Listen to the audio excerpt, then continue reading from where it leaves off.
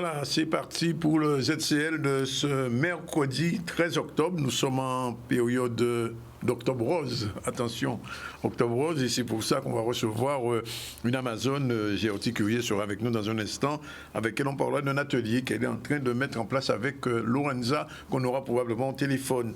On va recevoir Elisabeth Gustave, puisque le mercredi c'est très culturel, avec elle on parlera du festival Monde en Vue, un festival qui se termine ce soir. On doit qu'à commencer à midi là. Festival en cinéma en Guadeloupe, nous en avons fait un nous. José Soulepin, chronique, mais c'est l'habitude, tout à l'heure avec elle en direct. Et Manuela Tulipe, c'est une dame, une senior. Il y avait un concours de loquence pour seniors, c'est fait des mondes qui j'attire moins, j'ai me fait chanter. Et on va entendre ça, on va discuter avec elle. Et puis Martine Fazer, comme d'habitude, va terminer avec la chronique sur la culture. Sinon, l'info du jour, c'est la mobilisation, et c'est normal, contre la fermeture du centre médico-psy de Grande-Terre. Michel Depape était sur place. On va voir un peu ce qu'on dit là-bas. Il y a une opération escargot des ambulanciers, puisque vous savez qu'ils ont, les SAMU ont quelques problèmes en ce moment. Réaction du maire Loïc Tonton, le maire de la Désirade, puisque vous savez que sa majorité c'est un petit peu fractionné, c'est un petit peu la mode en ce moment dans les majorités, que ce soit à Gouzier ou à Désirade, les majorités, nouvelles majorités, ça tient pas souvent. On verra un peu pour les autres. D'ailleurs, c'est intéressant de voir un peu ce qui se passe dans d'autres communes où il y a eu des nouveaux maires. Et puis, la 5e vague. Alors, est-ce que son bulletin y en la tête en nous, ou bien est-ce que son bulletin qui réellement, puisque vous le savez, on a accepté de faire venir en Guadeloupe des étrangers ou des touristes ou des Guadeloupéens, en tout cas, ouvrir les portes, les vannes, on va dire, de manière à ce que des touristes puissent venir chez nous. Et ça aussi, c'est un gros problème. Peut-être c'est l'arrivée d'une 5e vague. Et en même temps, le LKP, par Élie de Mouton, a envoyé une lettre ouverte au préfet. On aura l'occasion d'en reparler. Voilà un peu ce qui fait le sommaire. Bonjour. Et vous êtes avec nous. On va commencer tout de suite, une fois de plus, avec une manifestation, mobilisation contre la fermeture du centre médico-psychologique psychiatrique de la Grande-Terre, puisque vous savez, avec les restrictions par rapport aux salariés soignants qui ne sont pas vaccinés et que M. Coutelon a décidé de mettre sur le côté, résultat des courses, le centre médico-psychiatrique de la Grande-Terre est obligé de se délocaliser vers la Basse-Terre. Ça cause un problème. Il y a une mobilisation hier. Michel Depape était sur place, on regarde. Il y a deux soucis sous-jacents. Il y a le premier souci, le premier problème, c'est la problématique du fait qu'on propose aux agents, on ne propose pas, on impose aux agents d'être déplacés puisqu'on va fermer, ils veulent fermer les structures existantes pour déplacer des agents vaccinés vers le site de Saint-Claude. Ça, c'est un premier problème. Le deuxième problème, c'est les patients en eux-mêmes. Que vont-ils devenir ? Quel sera l'avenir de leur prise en charge et qu'est-ce que ça peut poser aussi comme souci, comme problème au long cours, quoi. Personnellement, en tant qu'agent, en tant qu'éducateur spécialisé, la mission première, c'est bien d'accompagner des personnes en tissant un lien, qui n'est pas... les personnes ne sont pas des objets. Donc ça suscite beaucoup d'interrogations de ma part sur le travail fourni, le travail qu'on a investi, et surtout des personnes qui comptent encore sur nous et qui du jour au lendemain peuvent être larguées sans soins, sans accompagnement. Et pour moi, c'est une question éthique, c'est une question qui en fait compte, me turlupine et qui me renvoie en fait compte à un profond malaise. C'est une décision qui est sortie en fait compte, qui vient de Basse-Terre, de Saint-Claude, puisque le siège de l'hôpital est à Saint-Claude, et c'est la direction et son encadrement qui a pu prendre justement cette décision. Je pense surtout à nos patients et à leurs familles. Car on insiste au niveau des médias et des propos autour des agents, on insiste sur la fermeture des unités d'hospitalisation, mais indirectement c'est toute la prise en charge à l'extérieur, sur les centres médico-psychologiques, sur les hôpitaux de jour, sur le domicile des patients qui va se retrouver complètement brisée. Et ça, en Grande-Terre, c'est essentiel. parce que justement nous avions déjà historiquement beaucoup moins de lits d'hospitalisation en psychiatrie qu'à Monterrand en Basse-Terre, et que justement une bonne part de notre prise en charge reposait sur les démarches ambulatoires, des consultations au CMP, des démarches à domicile et des lieux de soins alternatifs. C'est-à-dire que je crains surtout pour ce dont on ne parlera pas, c'est-à-dire les prises en charge ambulatoires, à domicile, dans des CMP. Et cette réduction-là, elle va être fatale aux soins pour beaucoup de patients. Vraiment, on marche sur la tête en ce moment au centre hospitalier, dans les hôpitaux, puisqu'on parle de plus en plus de licenciement, de licenciement déguisé, parce qu'en fait, les gens viennent travailler, les soignants qui ne sont pas vaccinés viennent travailler, ne seront pas rémunérés. Donc c'est pratiquement une sorte de licenciement qui ne dit pas son nom. Et donc l'application de cette règle de la loi française dans le contexte de la Guadeloupe, c'est un vrai problème. Et il faut bien que les Guadeloupéens soient conscients qu'aujourd'hui, effectivement, il y a à peu près 30%, grosso modo 30% de Guadeloupéens qui sont vaccinés. Et donc 70% qui ne le sont pas. Dans le secteur hospitalier de la santé, c'est à peu près le même chiffre, à peu près 70% de gens qui ne sont pas vaccinés. Or, si la décision est maintenue de ne pas employer les soignants non vaccinés, ça signifie que l'hôpital ne pourra pas fonctionner. C'est évident. Les médecins sont déjà au sujet.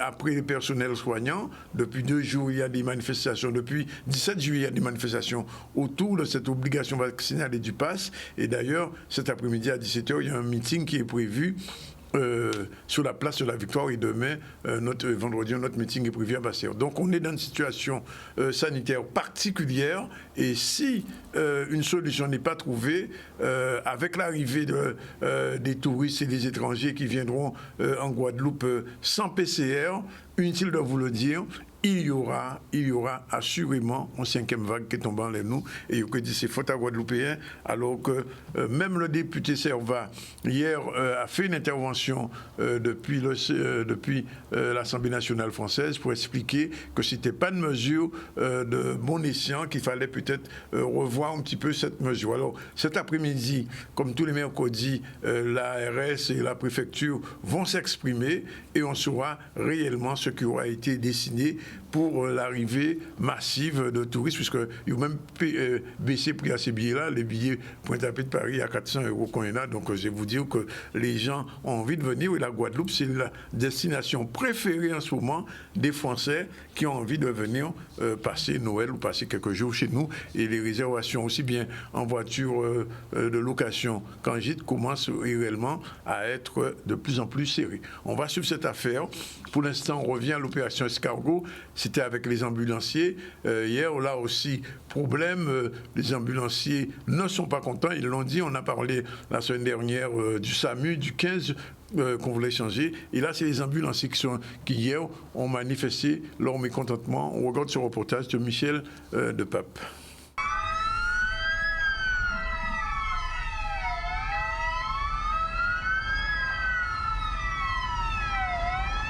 Ah ben, nous sommes en grève parce que les pompiers veulent tout faire.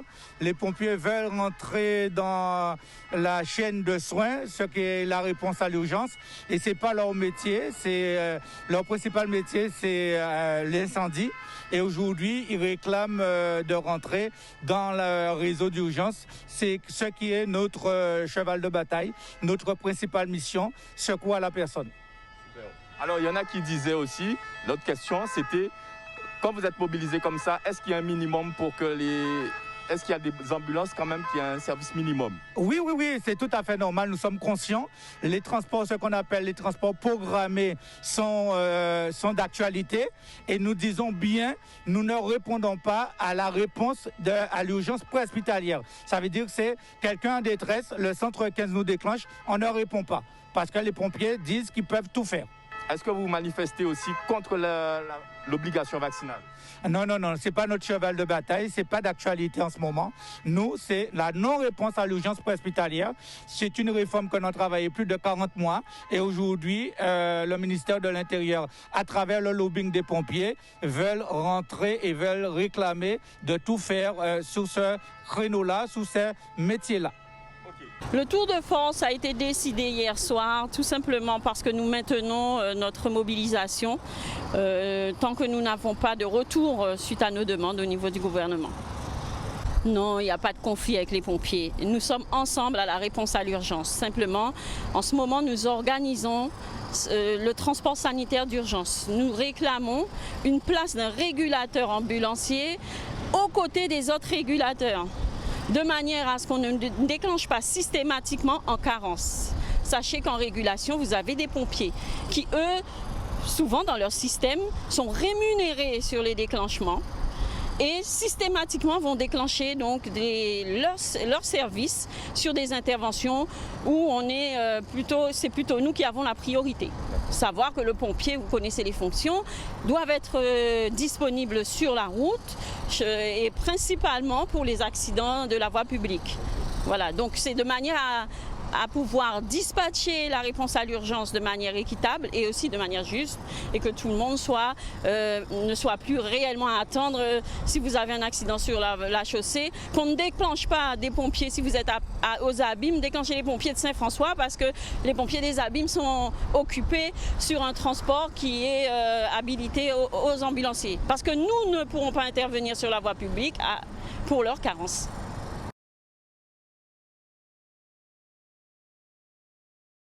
Je vous l'ai dit, nous sommes en octobre rose, et quand il y a octobre rose, on parle beaucoup du cancer, des femmes qui sont touchées par cette maladie qui n'a rien à voir avec la pandémie actuelle, puisque ce sont des gens qui sont déjà fragilisés justement, et elles doivent faire encore plus attention. On reçoit Gertie Courrier qui va nous parler d'un atelier au cœur de la vie. Bonjour. Oui, bonjour, merci de m'accueillir. Alors effectivement, Octobre Rose est là, effectivement, on parle beaucoup de dépistage.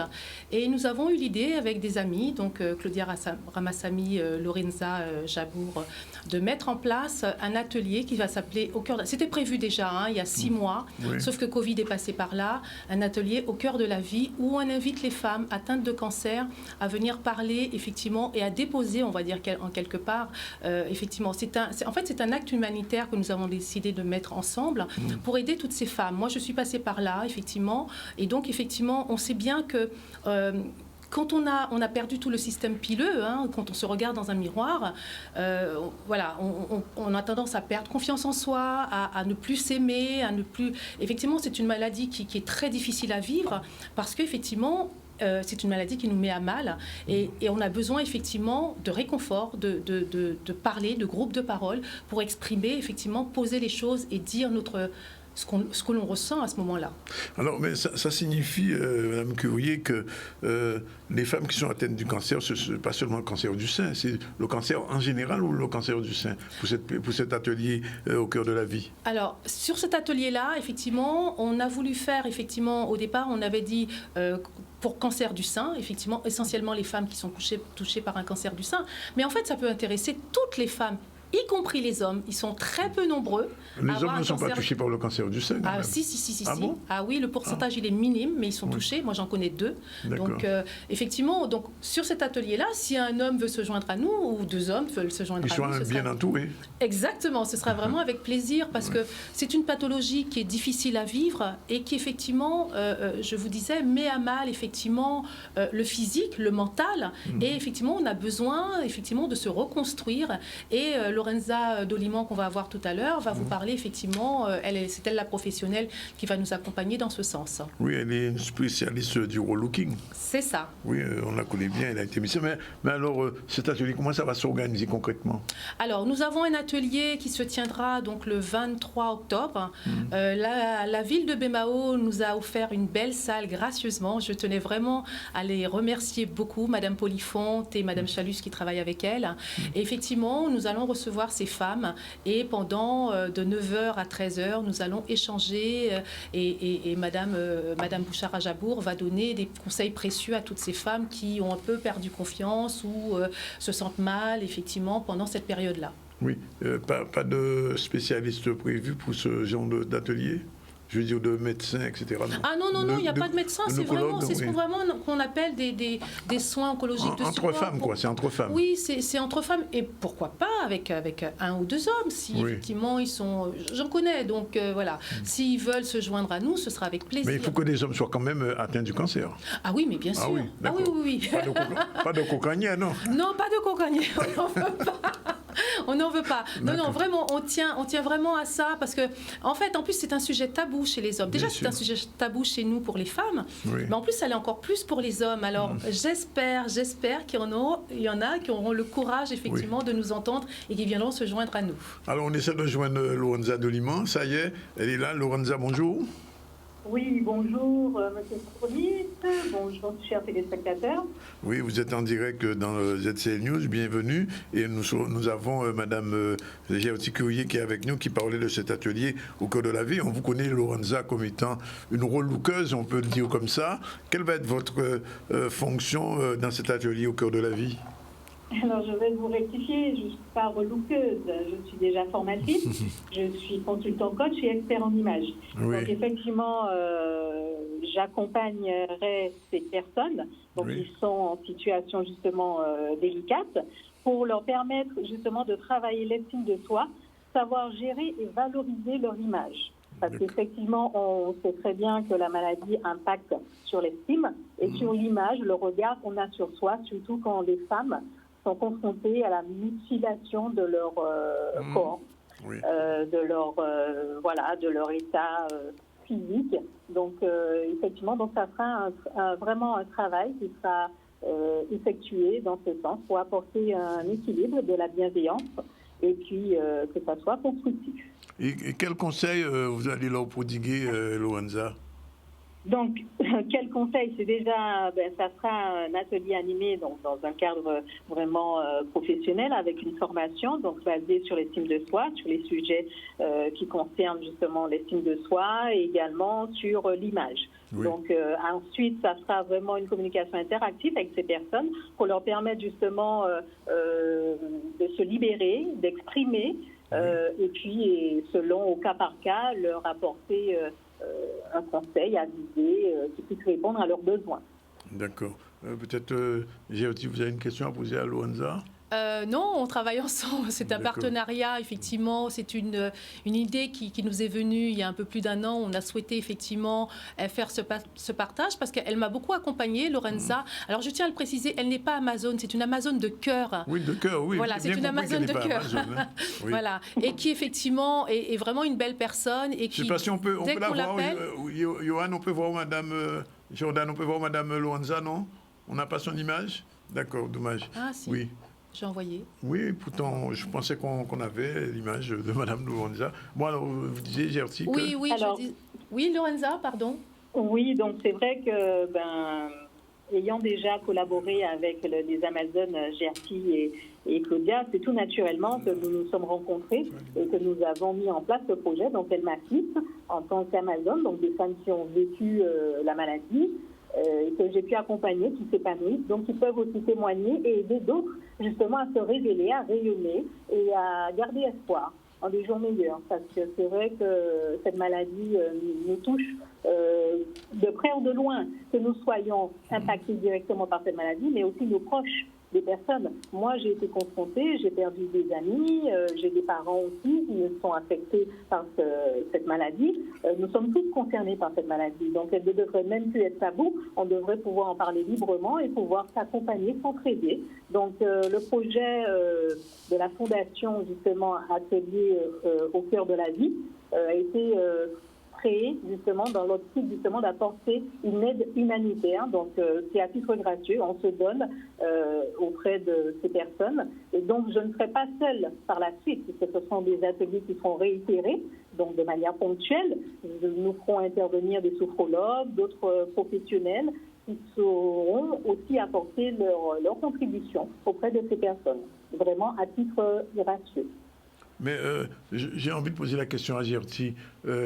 Après, on va dire, la première opération, vous avez ce problème d'image, de crainte, de frilosité? Ah mais bien sûr.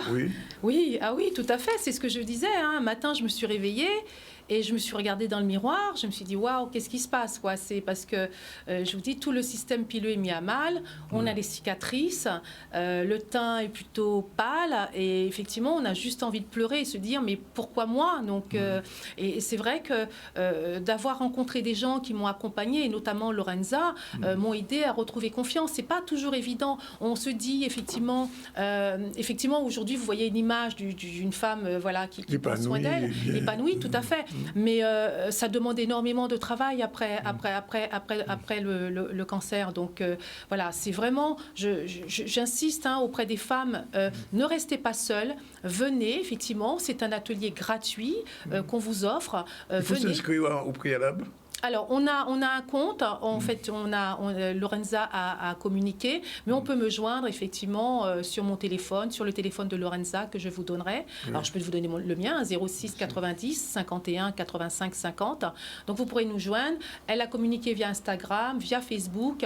Lorenza, je te laisse dire un petit mot. Sur le site web également, vous avez la billetterie Wizeland pour procéder justement à la réservation. En effet, compte tenu du contexte actuel, nous devons respecter le protocole sanitaire. Donc, malheureusement, nous sommes limités à 10 participants, donc en respectant les gestes barrières, bien évidemment. Oui, alors, Lorenza, je pose une question toute d'homme. Quand vous faites ce type de, j'ai envie de dire, de prestation, quel est l'élément déterminant? C'est le look du visage, du corps, ou bien ce sont les vêtements, ou les deux à la fois?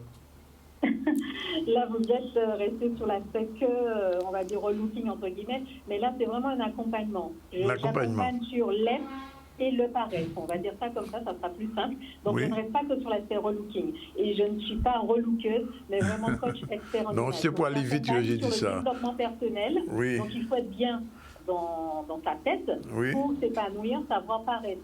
Et c'est créer, en fait, une cohérence, permettre à une personne de s'affirmer, d'être et de paraître aux yeux des autres ce qu'elle est. Donc, refléter sa vraie personnalité. Donc, ça va être un travail de développement personnel. J'insiste là-dessus. Je ne suis pas là pour transformer les personnes selon des signes ou des codes. Tout à fait. C'est vrai qu'il existe des codes. Je me permets justement de les accompagner à prendre conscience. Si vous faites tel métier, vous avez ce risque de respecter des codes. Est-ce que vous vous retrouvez dans ce code, ces valeurs? Si oui, sinon, si c'est une concession, comment vivre bien cette concession? Voilà.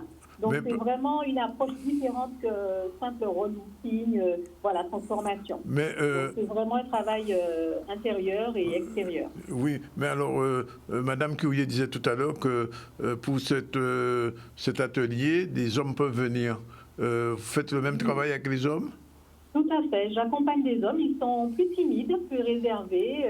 Mais il y a des hommes quand même qui s'intéressent à leur personnalité, à travailler, faire ce travail de développement personnel.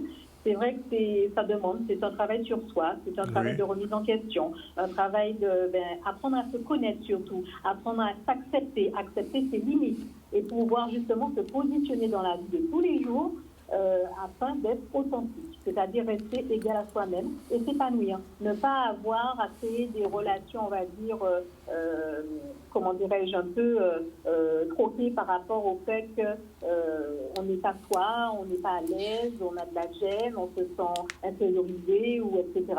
Non, c'est vraiment trouver cet équilibre. Et pouvoir s'épanouir, être heureux en restant soi-même, en apprenant à se valoriser son image, c'est aussi apprendre à s'aimer. Et c'est surtout ce travail qu'on va cibler, c'est l'amour de soi, s'accepter comme on est et pouvoir s'apprécier à sa juste valeur, comment se valoriser par l'image, mais aussi travailler cette estime de soi, qui n'est pas axé que sur le paraître, l'aspect paraître, c'est-à-dire l'image, mais on va travailler sur cet aspect vraiment développement personnel, c'est-à-dire comment on se perçoit, comment on veut réussir sa vie, quel sens qu'on veut donner à sa vie. Voilà. D'accord. Bon, on a bien entendu et si besoin, on fera appel à vos services. Voilà un dernier mot, Gertie. Nous vous attendons, effectivement. Les femmes, n'hésitez pas. J'ai plus envie que le cancer reste encore un sujet tabou en Guadeloupe. Donc venez déposer, j'ai envie de dire, d'en parler. Alors c'est vrai que c'est pas facile d'en parler avec la famille, mais nous sommes là, nous serons un groupe, nous nous connaissons, nous savons ce que nous avons vécu. Donc c'est plus facile, effectivement, de venir échanger entre copines autour d'une tasse de thé.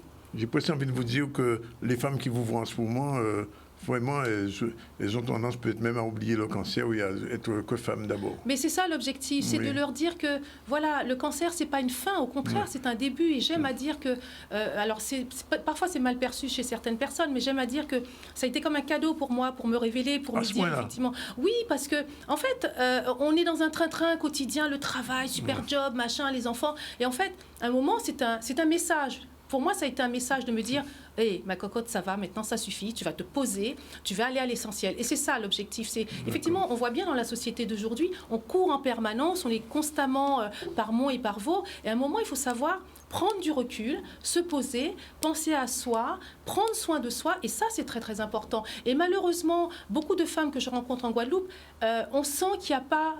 ça manque, effectivement. Cette estime de soi et cette... Oui, c'est ça. oui, c'est voilà, ça. Donc, on peut le travailler, ça. Il y a un ouvrage qui est sorti d'ailleurs là-dessus, que Mme Troubaud a fait, qui s'appelle L'estime de soi. Oui, que j'ai lu. Vous avez lu, moi aussi. 12h59. Merci Gertie d'être venue nous dire tout ça. Merci aussi à Lorenza. On se retrouve tout à l'heure. Merci beaucoup pour votre soutien. Et pas de souci. On aura l'occasion de vous recevoir en plateau, Madame Delimon. Ne vous inquiétez pas. On fera venir ici un de ces jours pour nous expliquer en visuel, comme on dit, comment vous fonctionnez. Et ce sera avec tout le plaisir qu'on aura à vous recevoir. À très bientôt. D'accord ? Merci. Voilà. 2h59, première pause. On se retrouve tout à l'heure avec Elisabeth Gustave, José Thiour-Lepin, Manuela Tulipe et Martine Fazer. Que des femmes aujourd'hui. C'est le mercredi, ce jour des femmes. Je peux ? Voilà, 13h06, retour sur le plateau du ZCL News avec les femmes du jour. Elisabeth Gustave, bonjour. Bonjour, monsieur Zandronis. Festival Monde en Vue. Le festival se termine ce soir. On commence à partir du 14, c'est-à-dire demain. Bonjour, Jojo. Bien, bonjour. Merci l'habitude. Merci. Bien, bonjour, mon Gustave. Bonjour. De qui viennent nous parler de là? Des grands-mamans, des grands-papas, parce que nous avons Simone Blé. Ah non, Simone Blé, c'est vrai, c'est bon, j'ai oublié ça. Simone Blé. Bon, alors, on commence avec Madame Gustave. Madame Gustave, je disais que les festivals se suivent et ne se ressemblent pas. On a un peu les deux, ça se ressemble un peu sur certains points. Un peu quand même, oui. Bien oui, puisque en ouverture de Cinestar, il y a eu Freda de Jessica Généus, et elle fera de ma clôture. Oui. J'espère qu'on pourra la recevoir ici, Madame Généus. Oui. Elle arrive vendredi 21. Et elle repart quand? Peut-être dimanche. Bon, on verra. En tout cas, c'est la 8e édition du festival Monde en Vue. Quelle est la thématique de ce festival d'une manière générale? Il n'y a pas de thématique précise, sinon celle des droits humains. Oui. Donc on est vraiment... Parce que c'est l'ancien festival des droits humains. C'est pas l'ancien, c'est le même. En fait, le festival s'appelle Festival international du film des droits humains en Guadeloupe. Monde en Vue. Oui. Voilà, c'est un noir à rallonge, m'a-t-on dit. Alors, donc on l'a rassemblé en Monde en Vue. Monde en Vue, voilà, mais c'est toujours un festival des droits humains. De toute façon, c'est ce qui fait qu'on lutte, on va dire. Alors, il y a des invités de qualité cette année, en dehors de la réalisatrice du film haïtien Frida. On a une personne qu'on a déjà reçue ici au moins 2 ou 3 fois. Rokaya? Rokaya, oui. Elle a été la marraine de Caribul il y a 3 ou 4 ans. Oui, je me souviens de ça. Ouais. Alors oui, Rokaya arrive vendredi et elle sera là jusqu'à mercredi.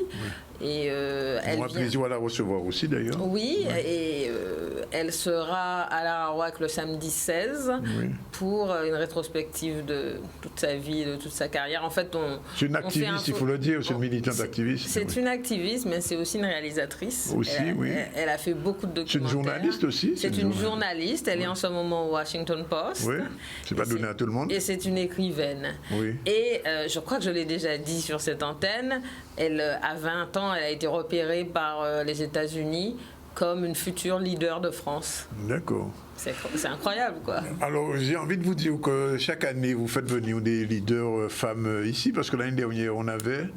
Maboula Soumaoro, Mme Fatou Niang. Oui, qui sont connues aux États-Unis et en France comme des femmes... ce sont les afrofemmes, on les appelle les afrofemmes, tout le monde ne les aime pas. Les afroféministes, parce qu'elles sont féministes, elles sont noires. Oui, elles sont d'abord femmes. Féministes, et il se trouve qu'elles sont noires, et je pense qu'elles se battent pour le statut des Noirs en France, en fait.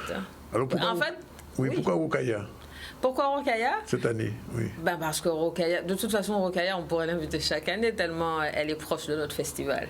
Et Rokhaya, parce qu'elle représente la créolisation du monde, pratiquement. Elle a d'ailleurs fait un documentaire qui est sorti sur France 3 et que vous pouvez encore revoir en replay, qui s'appelle La Parisienne ou Une Parisienne, parce qu'elle remet en question cette idée que la Parisienne ressemblerait à une femme blanche qui fait 1m70, qui a très bon goût, qui ne mange jamais, etc. Donc elle a fait un documentaire sur ça, justement pour dire qu'on est en train d'être dans un monde global où on s'attend à des choses, mais en fait, c'est pas forcément ça. Et elle a aussi sorti un ouvrage sur la coiffure afro il y a quelques années. Vous vous souvenez de ça? Il y a quelques années. Oui. Franchement, je trouve que Rokhaya, c'est ce qui est arrivé de mieux à toutes ces filles noires ou arabes qui vivent en banlieue. Et elle a travaillé sur leur estime de soi, elle les a aidées. Moi, quand j'avais 23 ans, j'étais prof en banlieue et elles étaient perdues, ces gamines, puisqu'on parlait que de choses qui ne les concernaient pas ou qui ne leur ressemblaient pas. Donc, avec Rokhaya dit au monde que la France n'est plus blanche. Oui, c'est vrai, la France n'est plus blanche. Et c'est d'ailleurs ce qui embête Zemmour et Le Pen. Parce que quand on est tellement nègre, c'est tellement nègre. Soi-disant, mais il faudra qu'on m'explique pourquoi Zemmour il était soi-disant interdit de télé et il passe encore plus à la télé depuis. Enfin, il passera pas aux ZCL, ça, on va dire ça tout de suite. Et qu'il y a tout côté, mais il peut venir là, il peut venir aux ZCL, ça c'est clair et net. Alors, quand même, 24 courts-métrages, 24 courts-métrages. Films. Il y a 24 films, 7 courts-métrages, ça en fait 32. Oui, alors d'habitude, on est sur du 40 films, mais d'habitude, on est sur 10 villes de Guadeloupe et le Mémorial. Et cette année, le Covid aidant, on est seulement à Cinestar et tout se passe à Cinestar. Il y a au Mémorial cette année? Bien non, parce que le Mémorial n'a pas encore ouvert ses portes. Oh là là, incroyable. Quand le Mémorial doit ouvrir ses portes, on aura une programmation extraordinaire et tout ira bien. Je pose toujours la mauvaise question, mais je la pose quand même. Quel film qu'il ne faut pas rater? Oui, c'est Alors, moi, j'ai envie de dire celui de Jessica, en clôture. D'accord. Donc, le 22, je crois, c'est ça? Frida, c'est ça? Frida. C'est un film sur haïtien, Haïti. En créole, d'ailleurs. En créole, sur l'amour. Il y a vraiment la notion de l'amour à son pays. Et aussi la relation femme-mère-fille. La relation mère-fille, ça a l'air d'être une problématique chez elle, parce qu'elle a déjà travaillé sur la question sur un documentaire. D'accord. Sur la maladie mentale de sa mère. De sa mère, d'accord. Voilà. Et elle dit une phrase très intéressante où elle dit, bon, en fait, à un moment, il faut apprendre à aimer la mère qu'on a et non pas la mère idéale. D'accord, oui, je comprends ça. Et je trouve que c'est... C'est très juste ça. Alors, donc, il y a ce film-là qu'il faut... Oui, José, vous voulez dire quelque chose? Non, je dis ça fait résonance. Ouais. Alors, en ouverture, on a Summer of Soul, dont vous voyez ici un extrait. Summer of Soul, c'est... L'été Soul. L'été Soul en 69 à Harlem. Ah, c'était à Harlem, ça? C'était à Harlem dans les années 60. Et là, vous êtes en train de voir Frida. Voilà. Là, c'est Frida, un extrait de Frida. Voilà. Et l'héroïne de Frida. C'est un film en toute sensibilité. Je vous le dis, il faut vraiment faire attention à Jessica Généus parce que je pense que c'est déjà une grande réalisatrice, elle est très jeune et on entendra parler d'elle. Ça, c'est sûr, son film a été présenté à Cannes, il faut le dire. Son film a été présenté à Cannes et a eu un prix. Donc voilà. C'est quelqu'un qui... Alors, ça, c'est Summer Soul qu'on voyait avec les Black Panthers? Oui. Alors, Summer of Soul, c'est un film qui nous plaît. On a Le repère des contraires avec Léa Rinaldi. C'est un film intéressant sur la banlieue difficile de Chanteloup-les-Vignes. Et c'est une histoire de... C'est une femme brésilienne qui va monter un cirque et qui va essayer d'aider les jeunes de banlieue en difficulté grâce à ce cirque. Elle leur apprend les valeurs, etc. Enfin, elle travaille avec eux sur... des thématiques intéressantes. Donc je pense que ça vaut le coup d'aller voir ce film aussi. Est-ce que cette année, il y a des films guadeloupéens? Oui, il y a des courts-métrages guadeloupéens parce qu'en ce moment, je pense qu'avec le Covid, on prend un peu de temps. Ça va revenir l'année prochaine. On a Olivier Cancel qui a fait ce film sur 1976, c'est ça? Oui. Qu'est-ce qu'on a encore comme film guadeloupéen? On n'a pas Timouna non, cette année, non? Non, parce qu'il y était l'année dernière. Alors, vous savez que Timouna est pressenti pour, j'allais dire les Oscars. Oui, tout à fait. Je suis en train de m'emballer. Pressenti pour les Césars. Oui, je sais. On le sait, ça montre que le cinéma guadeloupéen est en train de prendre du ballon. Il est en train de prendre du ballon et le réalisateur Nelson Foy est en train de faire, un peu comme l'a Djili, la version longue, le long métrage de Timouna. Ah bon, il y a eu une version longue maintenant? Oui, en fait, ça a toujours été prévu comme ça. D'accord. Voilà. Bon. Donc, Christian Lara, je cite toujours ça, son expression, il était venu ici, il nous avait dit ce qui est embêtant avec le cinéma guadeloupéen, c'est qu'il n'y a que des courts-métrages. Mais maintenant, j'ai reçu cette semaine 2 réalisateurs qui m'ont annoncé des longs-métrages, dont Soldat Noir, par exemple. Oui. De La Pourale. Ce sera une série et il prépare un mai 67 aussi en film. Alors, donc, cinéma, en fait, c'est facile de dire qu'il n'y a que des courts-métrages, c'est une question de budget, c'est extrêmement cher. Alors, je pense que Christian Lara a les compétences pour aller chercher des financements que peut-être de grands réalisateurs n'ont pas. Oui. Et du coup, ils se retrouvent à ne pas faire. Ne vous inquiétez pas, madame. Ça va venir. Ça cavine. Mais oui. Et le fait qu'il y ait déjà des festivals... On a du talent. Alors, moi, je suis très contente parce que je trouve que la Guadeloupe est bien dotée en festival. Ah, pour ça, on ne peut pas dire le contraire. Et puis chaque festival a sa spécificité. Et son ADN. Bientôt, le Terra Festival, le FEMI et Nouveau Regard. J'avais compté 6 festivals. Alors, je ne sais pas s'il y en a, il en reste toujours 6. Il y a Nouveau Regard, Monde en Vue, FEMI, Cinestar. Terra Festival, ça en fait 5. Ça fait 5. Ça en fait 5. Mais à Cinestar, il y en avait 2. Il y a des mini-festivals. Voilà. Mais elle a l'outil qu'il faut pour en faire chaque semaine. Voilà. OK. Alors, rendez-vous demain à partir de 18h30 au Cinestar et toute la semaine. Mais j'ai quand même une mauvaise nouvelle à annoncer. Il ne faut pas la dire, la mauvaise nouvelle. Mais si, il faut la dire, parce qu'ils ont un programme. Lundi et mardi, il n'y aura pas de séance au cinéma. Ni de séance de rattrapage pour le lundi, mardi? On va rattraper jeudi. Donc jeudi, on aura 2 salles pour rattraper. Mais lundi et mardi, on est obligé de changer notre programmation parce que le cinéma est fermé. Alors tout ça pour des raisons de Covid. Mais le Covid s'en va, n'est-ce pas? Bientôt. Oui, mais non, il ne s'en va pas parce que ni avion qui est rentré ces jours-là, ça vont pas que touristes.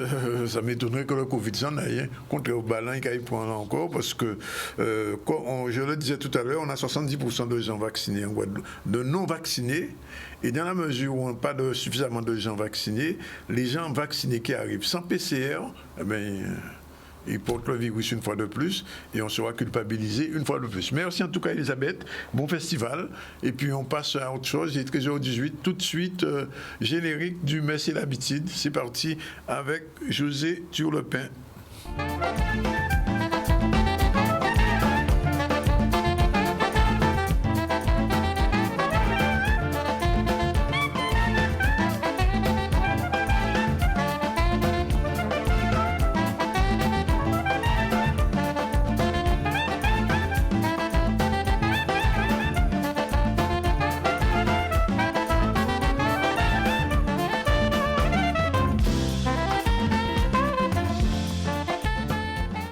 Voilà, mon Jipon est là. Bonjour José, de retour. Bien, bonjour là. Je te fais le bonjour d'une personne qui te regarde avec attention de Véo Capester.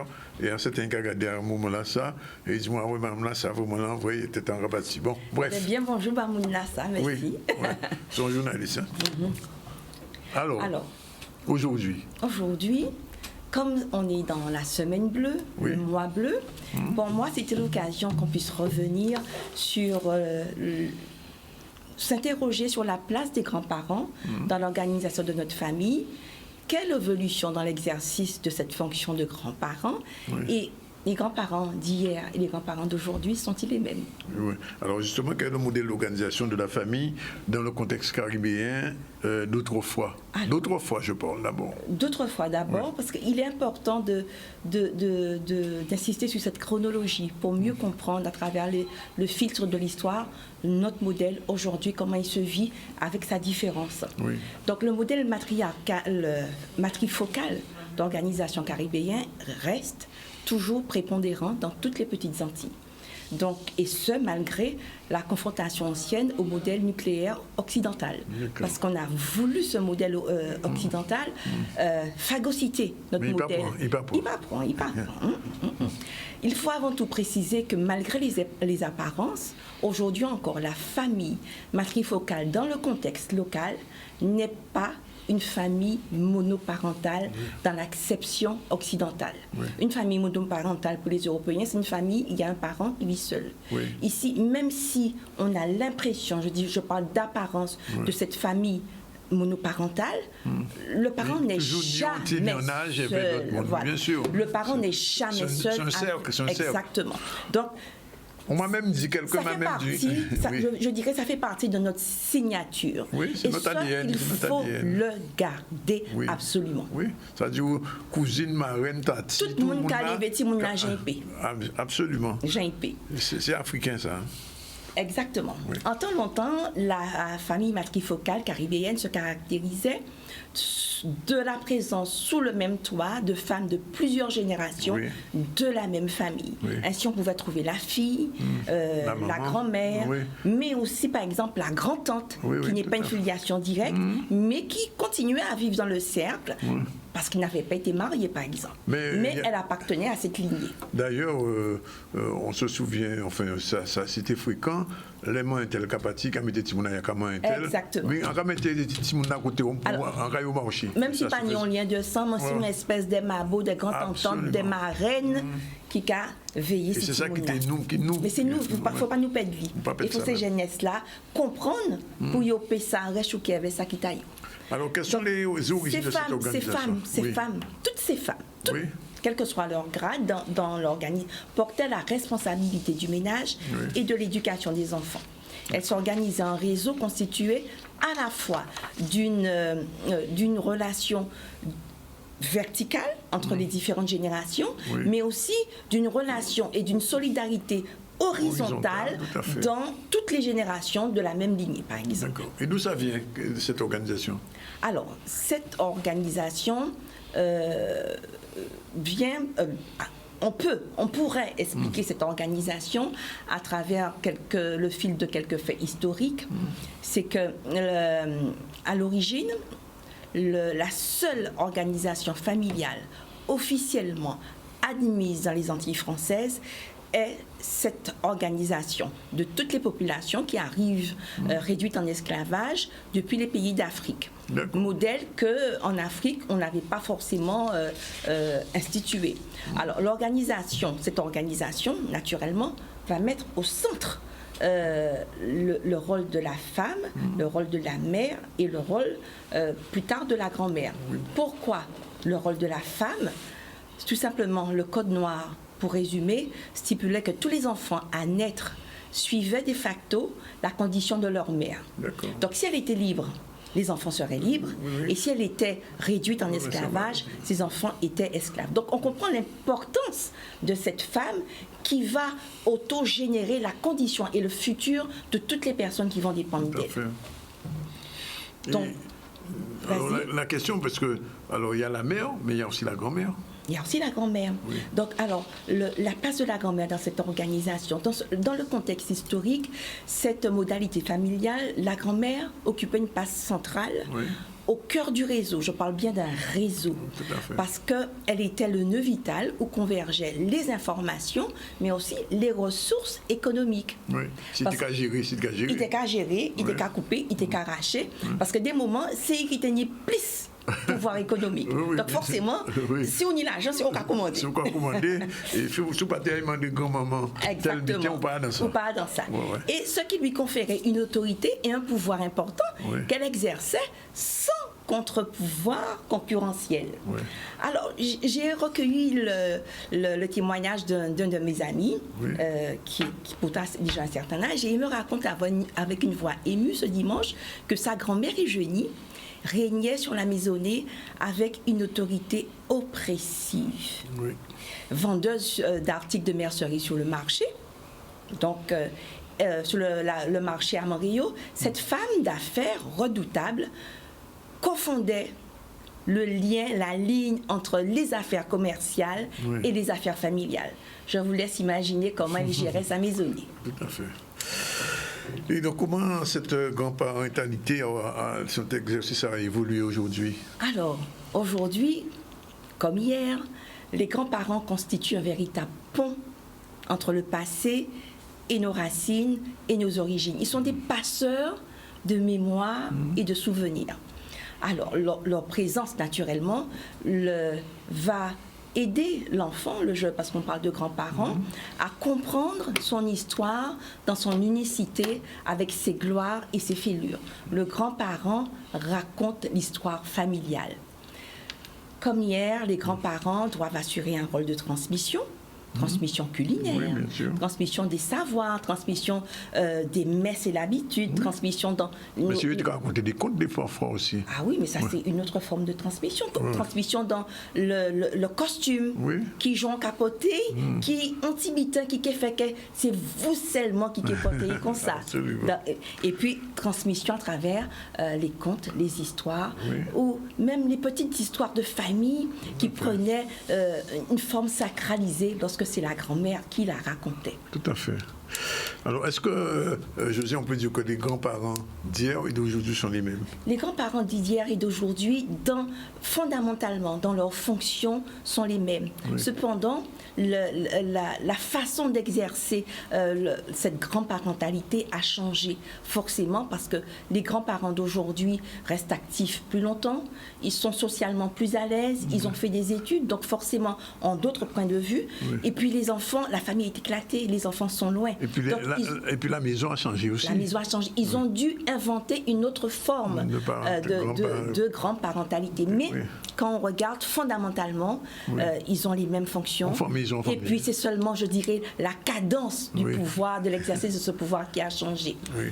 Alors actuellement, on se rend compte encore que beaucoup de grands-parents sont les premiers soutiens financiers pour leurs enfants. Absolument.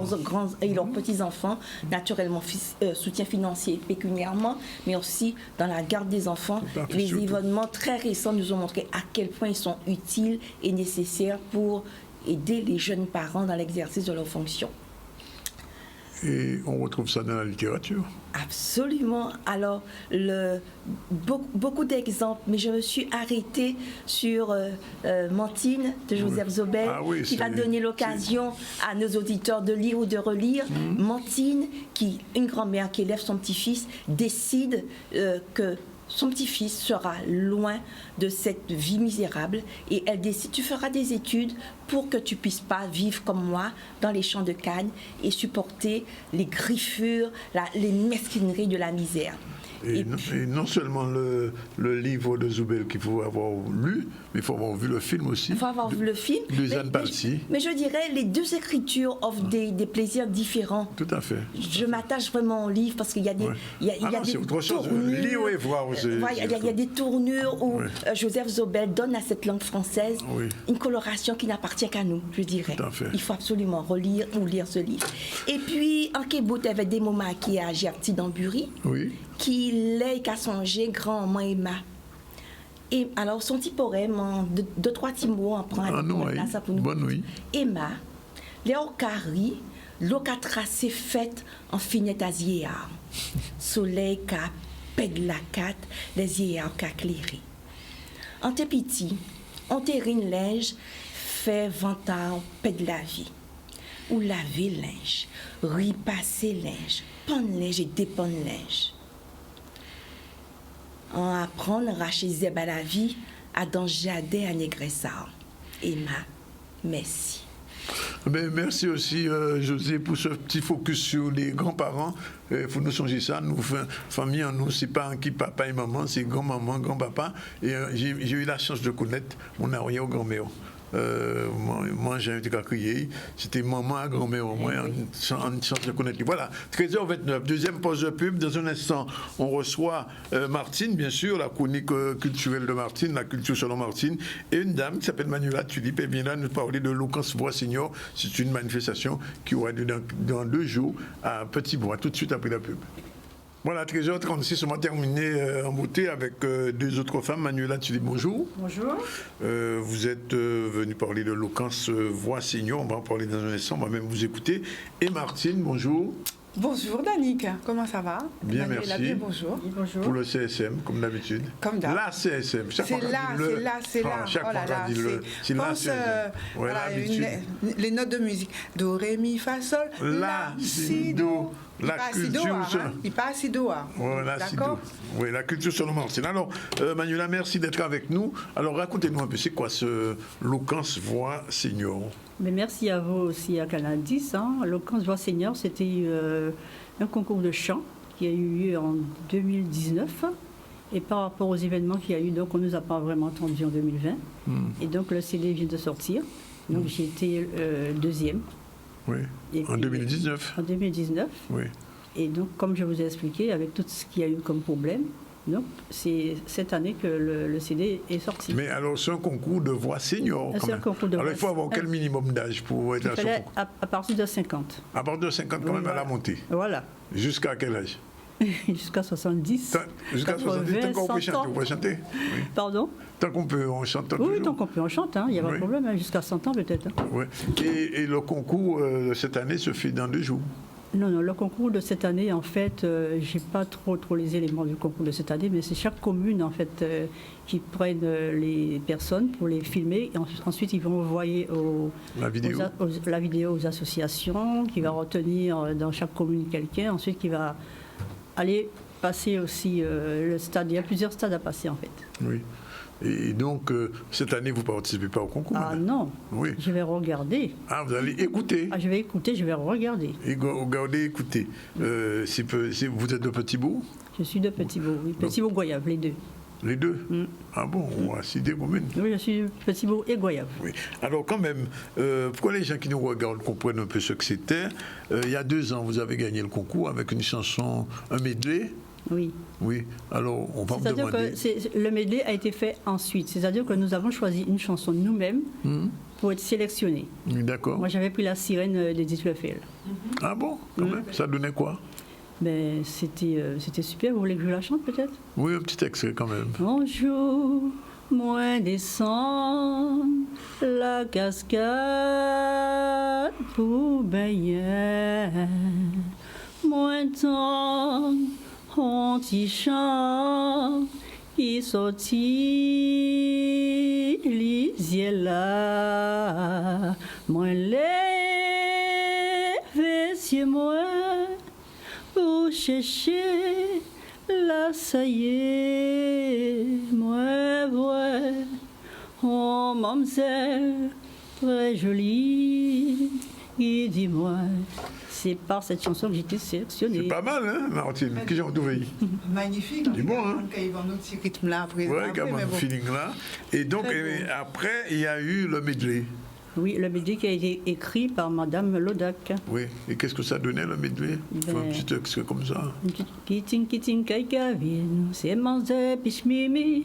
Kiting, kaikavin, c'est manzé, pichmimi. Pichmimi, wadepeng. Kamachi, kiting, ni pichmimi, grand wash. Capote, talons, aiguilles. Ça, c'est un titre.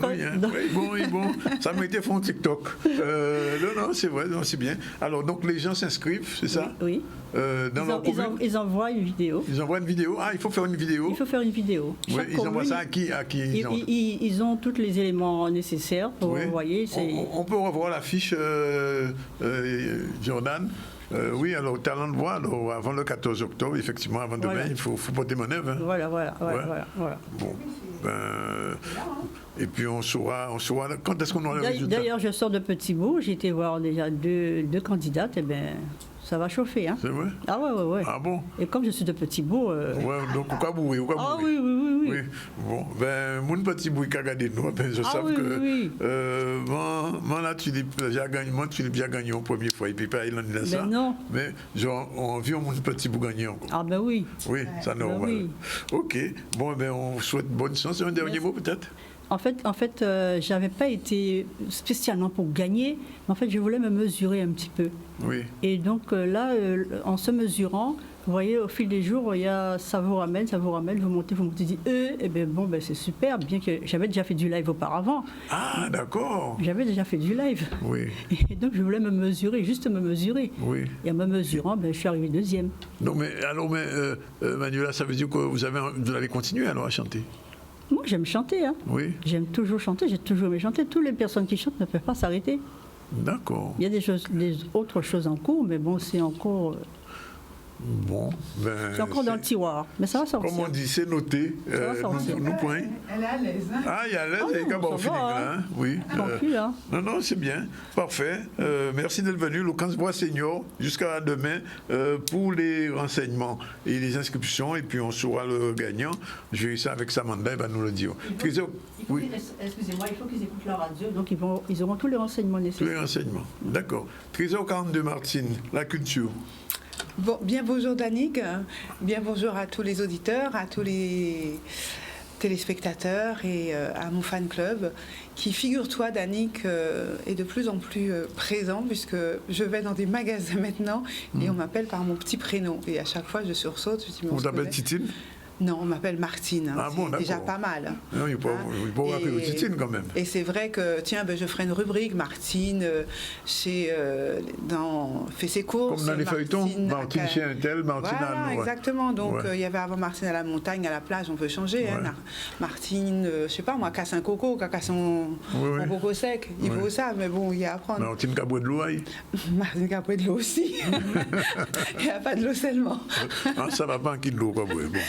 Donc, oui, merci donc à toutes ces personnes très gentilles qui m'arrêtent dans la rue et qui, dans les magasins et qui me saluent. Je trouve ça très touchant et je vous remercie infiniment. Vous vous reconnaîtrez parce qu'il y en a eu quelques-unes cette semaine et surtout des femmes, mais les hommes aussi sont très présents. Donc, merci vraiment à vous tous. Et puis, Danick, même si on se l'est déjà dit, merci de nous permettre de continuer cette aventure depuis 8 ans, je crois, avec toi, mais...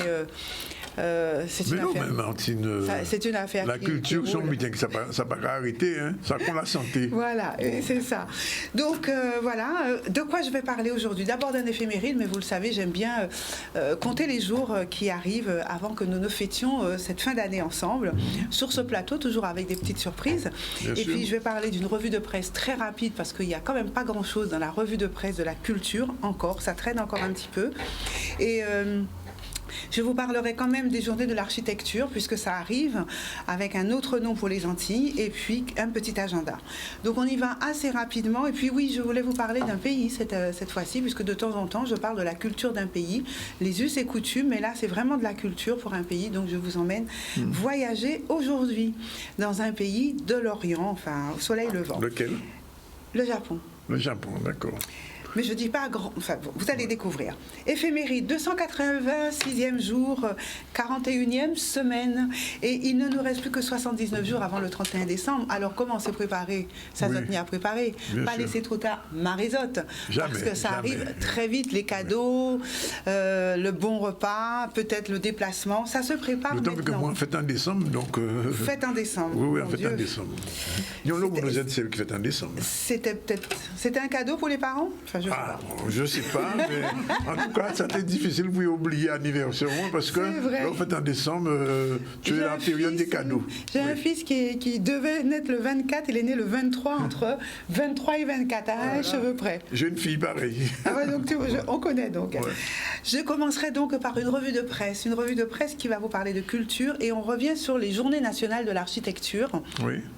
qui se tiennent là. Ça va commencer du 15 au 17 décembre avec un thème qui est celui du vivre ensemble. Vivre ensemble, c'est effectivement quelque chose d'important sous nos latitudes à la fois, mais également partout dans le monde où on n'a pas forcément une maison individuelle, mais on doit partager des lieux, on doit partager des bâtiments, des espaces, et c'est pas toujours simple. Donc réapprendre cela, je pense que c'est un thème qui me paraît important aujourd'hui et encore plus par les temps qui courent. L'objectif, c'est vraiment aussi de développer la connaissance architecturale avec le grand public et par le grand public. C'est de participer à dévoiler la richesse de l'architecture contemporaine qui est remarquable aujourd'hui, mais également ne pas oublier les traces de ce qui s'est fait avant et qui dure encore bien souvent aujourd'hui. Donc c'est raconter l'histoire du bâti, raconter donc tout ce qui entoure cette histoire et valoriser l'apport culturel, scientifique et technique, voire social, qui est mêlé à l'architecture. Et ce, pour le bien-être de tous, bien sûr. Donc c'est une 6e édition de ces Journées nationales de l'architecture qui vont se tenir du 15, 16 et 17 octobre 2021 autour de ce thème.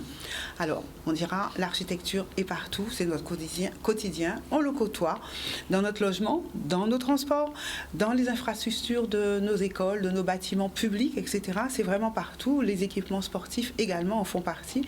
Et donc c'est un vrai carrefour d'enjeux qui se joue aujourd'hui au travers des architectures qu'on met en place.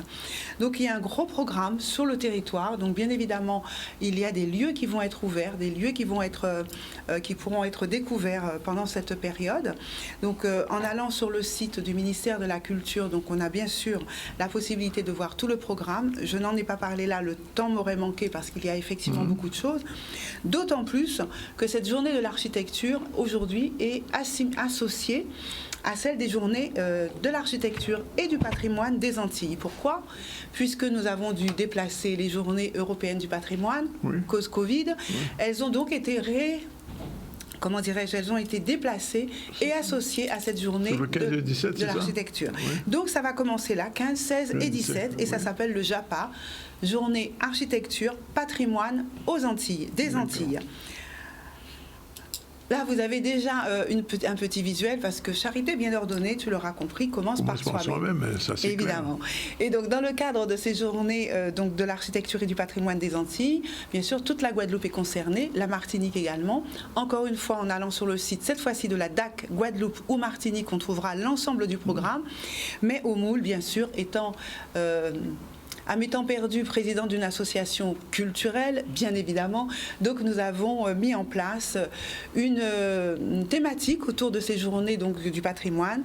Et ça s'appelle, c'est une visite guidée qui s'appelle donc Parcours découverte du patrimoine portuaire de la ville du Moule. Donc c'est tout cet ensemble entre le fortin, la batterie, la poudrière, la rade.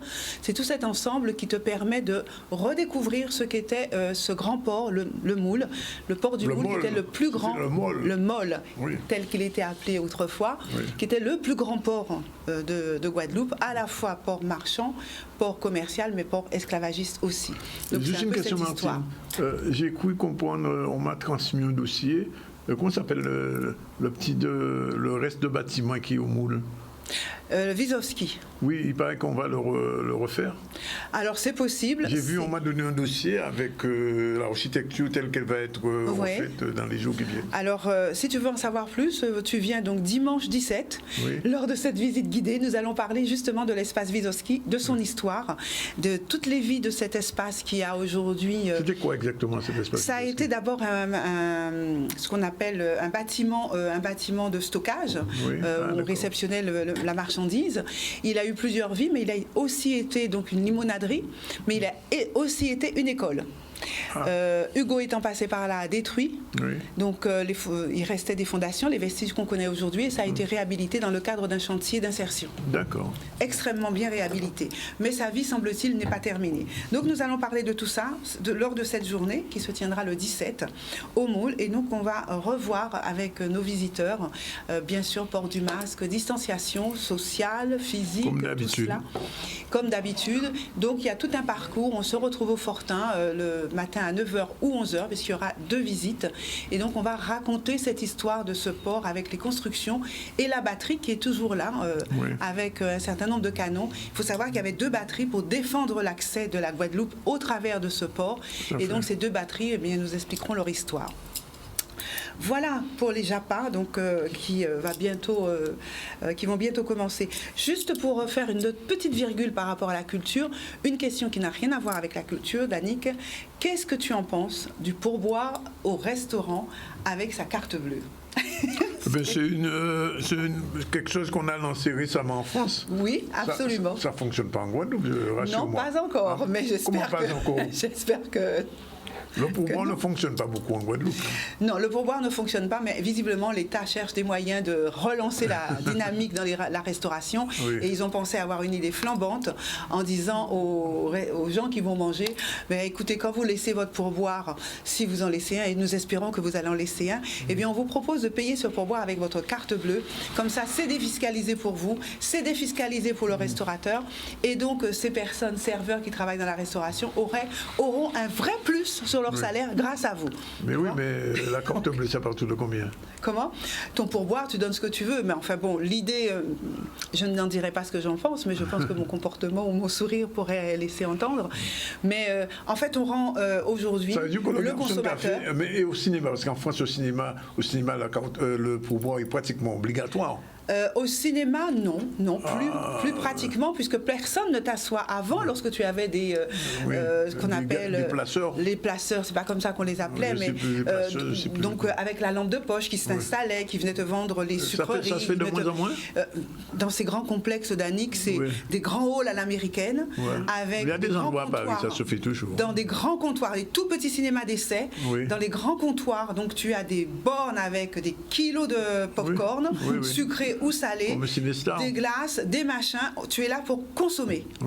Et personne ne te rend service. Et s'il n'y a plus de lumière, tu te pètes les jambes dans les escaliers, ça c'est ton problème, mais il n'y a personne pour t'installer. Les ouvreuses, on les appelait. Voilà, et les ouvreuses, effectivement, dans les cinémas d'art et d'essai encore, dans les tout petits cinémas un peu privés, il y a quelques lieux comme ça. Mais c'est fini, hein, quand tu vas dans les grands complexes avec 17, 18, 20 salles. Non, ça n'existe plus. Bref, en tout cas, si cela vient à vous, vous saurez qu'aujourd'hui, vous pouvez payer un pourboire avec votre carte bleue et que vous allez permettre donc aux personnes qui travaillent dans la restauration d'avoir un salaire complémentaire adéquat. Bon. Je vous emmène au Japon. Allez hop, on quitte la restauration. Tu sais, Dani, que partout dans le monde, nous avons nos us, nos coutumes, nos habitudes. C'est ce qu'on appelle un savoir-vivre qui est propre à un pays. Ses spécificités. Entre la tradition, la modernité, chaque pays évolue à sa manière, à son rythme. Et l'évolution de la culture japonaise m'a toujours étonnée, parce que c'est vraiment ce pays où tout semble différent, et surtout lorsque tu rentres dans la vie et cette culture, c'est d'une originalité qui est sans nom. Alors bien sûr, on connaît les geishas, on connaît également ces femmes japonaises avec leur kakemo, n'importe quoi. Ça c'est ma déformation professionnelle. On parle de kakemono, mais là c'est les kimonos. Et ce qui nous fait penser au Japon aussi, eh bien, ce sont ces grands parcs fleuris lorsque les cerisiers sont en fleurs. C'est Kebana, cette technique d'art floral à nulle part ailleurs, qui est minimaliste au possible. C'est également cette écriture au pinceau qui... Bref, c'est tout ça qui nous rappelle entre l'art et le savoir-faire à la japonaise. Eh bien, c'est pas de cela dont je vais vous parler, bien que j'ai commencé avec ceci. J'ai envie de faire une petite virgule supplémentaire à cet art à la japonaise en vous parlant des toilettes. Et oui, les toilettes à la japonaise. Donc c'est vraiment aux antipodes de tout ce qu'on peut trouver ailleurs. Culturellement parlant, c'est assez incroyable. Alors imaginez un pays où on peut dormir partout pratiquement, mais que tout est respecté à la règle. Qu'il n'y a aucune poubelle, mais qu'il n'y a aucun papier par terre. C'est assez incroyable. On ne trouve pas de poubelle dans les rues et pourtant tout est propre. Oui. Tous les Européens qui sont allés au Japon, dit-on, sont restés assez émerveillés de cela et de ces respects.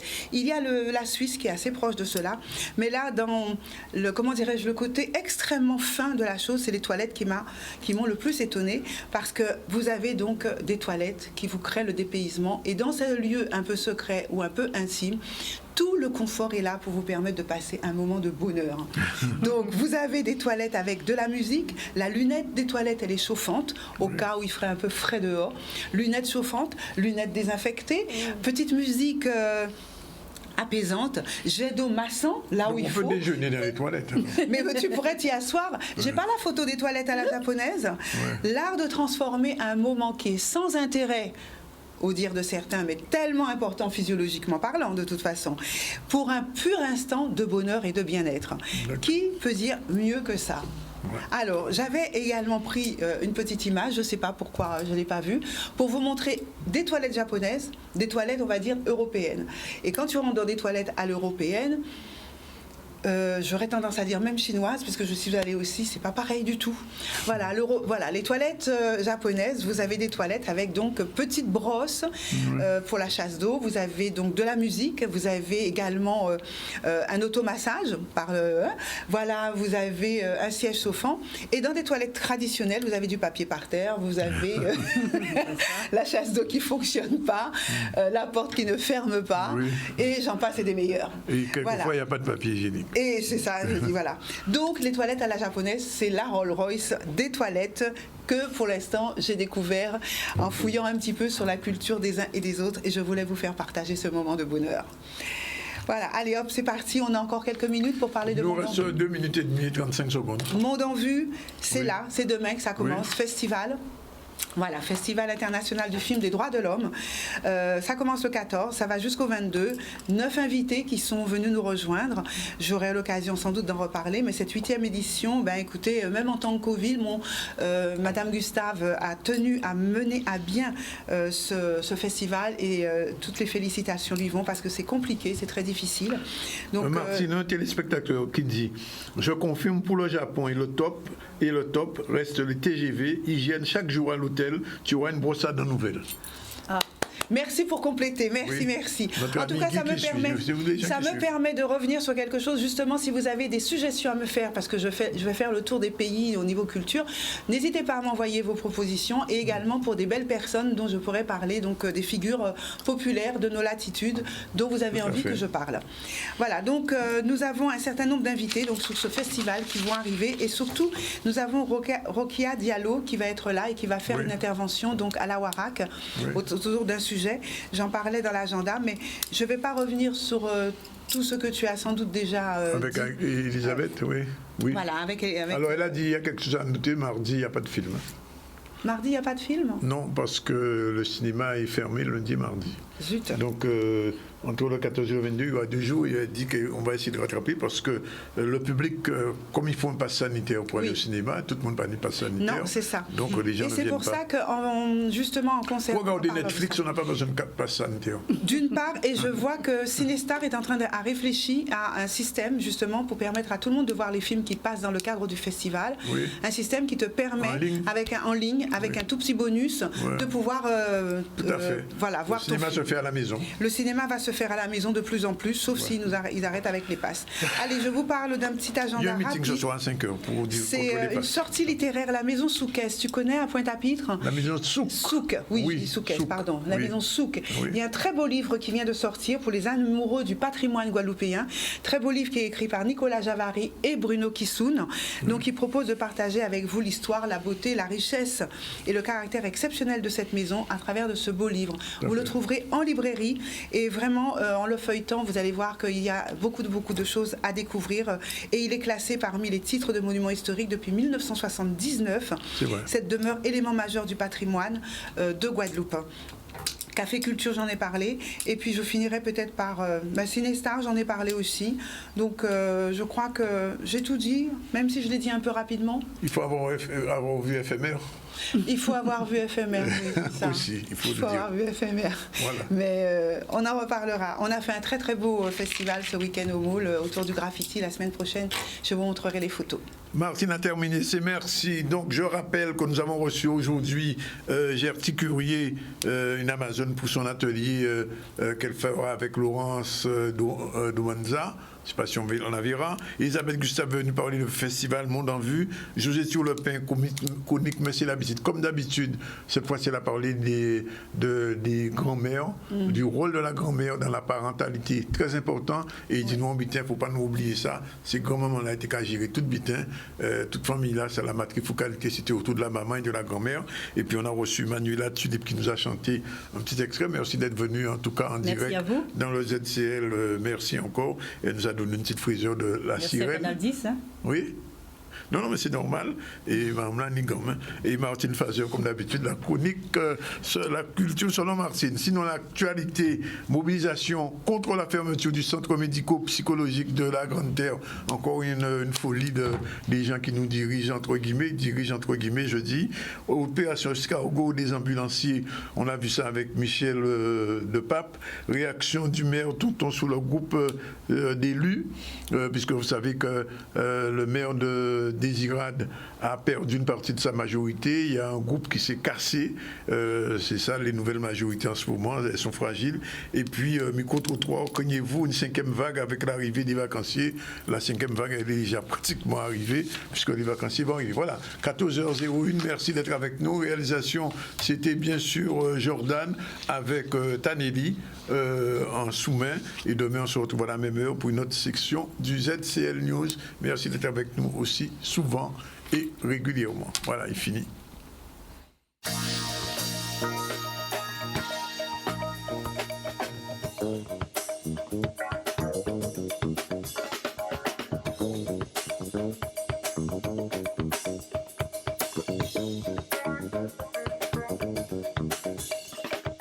Thank you.